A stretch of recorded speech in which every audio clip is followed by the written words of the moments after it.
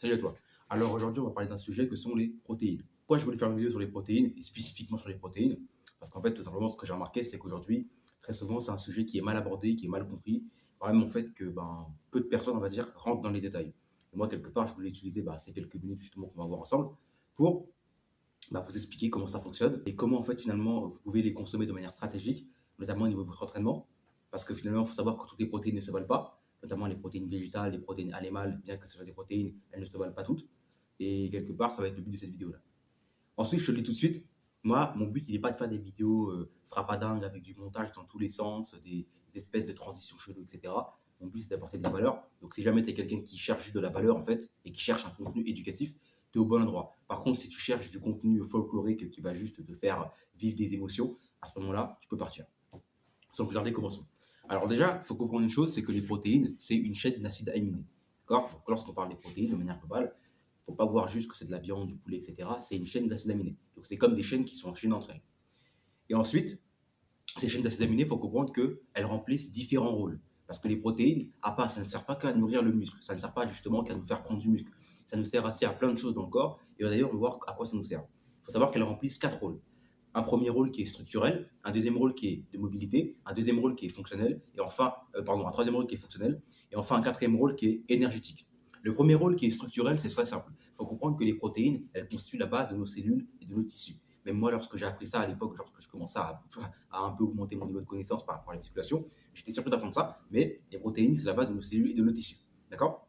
Ensuite, le deuxième rôle, il est simple, il est au niveau des mobilités, de la mobilité. Pourquoi? Il faut comprendre que bien que les protéines elles constituent la base de nos cellules et de nos tissus, il faut savoir qu'il y a des protéines qui sont dites contractiles et certaines qui ne sont pas contractiles. Les protéines qui sont dites contractiles, celles qui vont nous permettre de pouvoir effectuer ce mouvement, d'accord, de pouvoir effectuer justement des mouvements musculaires avec nos jambes, avec nos bras de manière globale.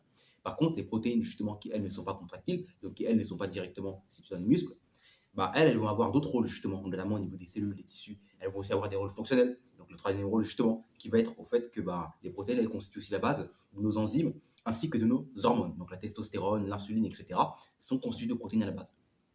Enfin, le quatrième rôle qu'elle va remplir, et le plus connu d'ailleurs, ça va être le rôle énergétique. Parce qu'il faut savoir que les protéines, c'est un macronutriment qui a une valeur énergétique de 1 gramme pour 4 kilocalories. Comme les glucides d'ailleurs, qui sont de 1 gramme aussi pour 4 kilocalories. Mais par contre, les lipides, c'est 1 gramme pour 9 kilocalories. Donc jusque-là, j'espère que vous me suivez. Maintenant, il faut savoir une chose, c'est qu'en absence de glucides, ou plutôt en absence de glucose dans le sang, le corps, qu'est-ce qu'il va faire?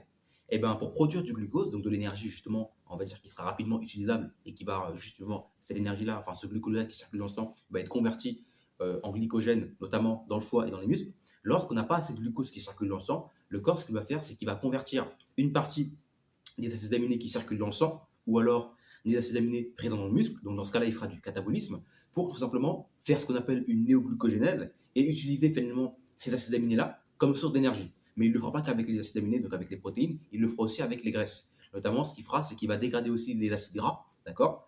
Toujours aussi au travers de la néoglucogénèse, pour les convertir en sources d'énergie rapidement utilisables, qui viendront justement alimenter les muscles et qui viendront, on va dire, quelque part permettre de faire des stocks de glycogène dans le corps. Maintenant, comme j'ai dit plus haut, il faut savoir que le corps, que les protéines, elles sont constituées d'acides aminés. Il faut savoir qu'au total, on en a 20. Mais dans cette vidéo, on ne va pas vous citer les 20 acides aminés parce que ça ne sert strictement à rien. On va se concentrer justement sur les acides aminés qui sont essentiels. Quelle est la différence entre les acides aminés qui sont essentiels et ceux qui ne sont pas essentiels? Les acides aminés qui sont essentiels, il faut savoir que ce sont justement les acides aminés qui ne sont pas, on va dire, que le corps ne peut pas produire par lui-même. Par conséquent, ces acides aminés-là doivent être apportés justement au travers de l'alimentation. Par contre, les acides aminés qui sont dits non essentiels, c'est des acides aminés que le corps justement il peut produire par lui-même, donc elles ne sont pas indispensables. Maintenant, parmi ces 8 acides aminés essentiels que sont la leucine, la thréonine, la lysine, le tryptophane, la phénaline, la valine, la méthionine, ainsi que l'isoleucine, parmi ces 8 acides aminés-là, il faut savoir qu'il y en a 3 justement qui sont considérés comme vraiment très importants, qu'on appelle aussi les BCAA, ou alors acides aminés branchés, que sont la leucine, l'isoleucine, la valine, qui eux vont servir directement de carburant aux muscles durant l'effort. C'est pour ça que parfois, je ne sais pas si vous, ça dépend si vous pratiquez la musculation depuis un moment donné ou si vous êtes totalement débutant et que vous souhaitez vous y mettre, etc. Mais il faut comprendre que les BCAA, très souvent, ça va être des compléments qu'on va trouver en grande surface, comme la whey protéine ou la créatine, etc. Et que très souvent, d'ailleurs, des pratiquants de musculation, surtout des pratiquants de musculation assez avancés pour le coup, des bodybuilders, des compétiteurs, vont prendre justement pour optimiser leur séance. Mais ce n'est pas indispensable. Pas parce que vous ne prenez pas de BCAA que vous n'aurez pas de progrès. Et en soi, le rôle de ces BCAA, ils vont être justement d'éviter la fonte musculaire lors d'un déficit calorique aussi. Lorsque par exemple on fait une sèche, etc., on va avoir une supplémentation en BCAA, on va avoir un apport en protéines qui va être beaucoup plus important parce que justement, quand on est une action d'énergie, le corps va être beaucoup plus enclin à aller chercher l'énergie, notamment dans les protéines ainsi que dans les tissus graisseux, pour justement s'alimenter. Quand même, justement, on a vu les différents rôles des protéines, à quoi elles servaient justement et le rôle qu'elles avaient dans le corps. Il faut comprendre que ce qui va déterminer réellement la qualité d'une protéine, ça va être sa valeur biologique. Pourquoi? Et la valeur biologique, quand on parle de valeur biologique, de quoi on parle? Quand on parle de valeur biologique, finalement, on va parler en fait justement de la qualité d'une protéine en fonction de sa quantité d'acides aminés, plutôt de sa composition en acides aminés. Pourquoi? Il faut comprendre que toutes les protéines ne se valent pas. Et que justement, il y a des protéines qui ont une composition en acides aminés qui est beaucoup plus importante que certaines que d'autres. Il faut savoir que on a, on va dire, sur une échelle de valeur biologique, des protéines qui ont une meilleure valeur biologique que d'autres. Par exemple, les œufs ont justement, enfin, la whey protéine a la valeur biologique la plus élevée parce que pour 100 grammes de whey, vous avez quasiment que des protéines, quasiment, parce que c'est le but justement de la whey protéine, c'est de vous fournir des protéines en poudre. Mais si on prend hormis, on va dire, la whey protéine hydrolase, on aura les œufs. Les œufs, justement, ce seront les aliments qui auront la plus haute valeur biologique. Après ça, bien sûr, on aura aussi les produits laitiers, on aura aussi la viande rouge, etc., le poulet. Mais eux, on va dire qu'ils vont être en haut du classement. Et après, progressivement, plus on descend, plus on va se rendre compte que justement, les aliments qui ont la moins haute valeur biologique, ça va être les protéines végétales. Et d'ailleurs, pourquoi? C'est très simple. Il faut comprendre que les protéines végétales sont, entre guillemets, moins bien que les protéines animales pour plusieurs raisons. D'ailleurs, attention, ça ne veut pas dire qu'il ne faut pas consommer de protéines végétales. Moi, je consomme dans mon alimentation personnelle. Même, je vous recommande d'en consommer parce que vous avez plein de bienfaits. Le souci, c'est que les protéines végétales, elles vont, on va dire, avoir pas mal d'effets négatifs. Le premier effet négatif, ça va être leur teneur en acides aminés, qui va être généralement un peu plus faible, même beaucoup plus faible que les protéines animales. Et ça, c'est lié à plusieurs choses. Bien sûr, elles manquent souvent d'acides aminés, mais que surtout, pas mal de protéines végétales contiennent beaucoup d'antinutriments. D'accord? Donc, toutes les protéines ne se valent pas. D'accord? Et donc, par conséquent, la valeur biologique, justement, va avoir un impact sur ça. Et quelque part, choisir justement ces protéines en fonction de la valeur biologique, ce sera quelque chose qui sera stratégique si on veut optimiser sa prise de muscle. Maintenant, il y a aussi un autre élément aussi à prendre en compte, au-delà de la valeur biologique, au-delà justement de ces protéines végétales, protéines animales, c'est aussi justement leur source et leur origine. Et quand je dis ça, c'est par rapport notamment à là où est-ce que vous allez les acheter. Je prends un exemple tout bête. Aujourd'hui, il faut comprendre qu'on est dans une société où justement la plupart de notre alimentation, elle est transformée, que ce soit pour les glucides, pour les lipides ou pour les protéines. Mais là, je parle de des protéines. La plupart de notre alimentation, justement, elle est transformée. Nos viandes sont bourrées de perturbateurs endocriniens, bourrées d'hormones, bourrées de conservateurs, bourrées d'eau aussi. Donc, la qualité justement de la protéine, au-delà de la valeur biologique, mais aussi quelque part de la provenance de la source, etc. Donc, vérifier justement les labels. Que ça, par exemple, justement, les labels AOC, appellation d'origine contrôlée, AOP, appellation d'origine protégée, etc. Vérifiez les labels justement de votre viande. Quelque part, ça vous permettra de vous assurer de la provenance et de vous assurer aussi de la qualité des aliments que vous consommez. Parce que finalement, ça va avoir un impact direct sur votre capacité à prendre du muscle. Si vous prenez une viande qui vient d'un pays bizarre, qui ne respecte pas forcément les normes alimentaires comme il faut, imaginez vous prenez de la viande qui vient du Brésil, je peux vous dire que si vous mangez ça, ok, peut-être que vous allez avoir votre quota de protéines, peut-être que vous allez justement réussir à grossir, etc.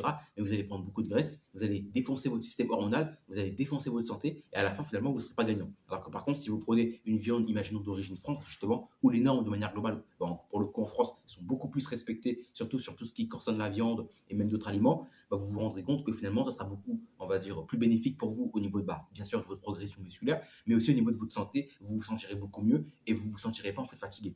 Parce que quand vous mangez de la merde, forcément, derrière, ça va se répercuter sur votre santé, sur votre mindset aussi, sur votre capacité à prendre du muscle, sur vos hormones de manière globale. Voilà.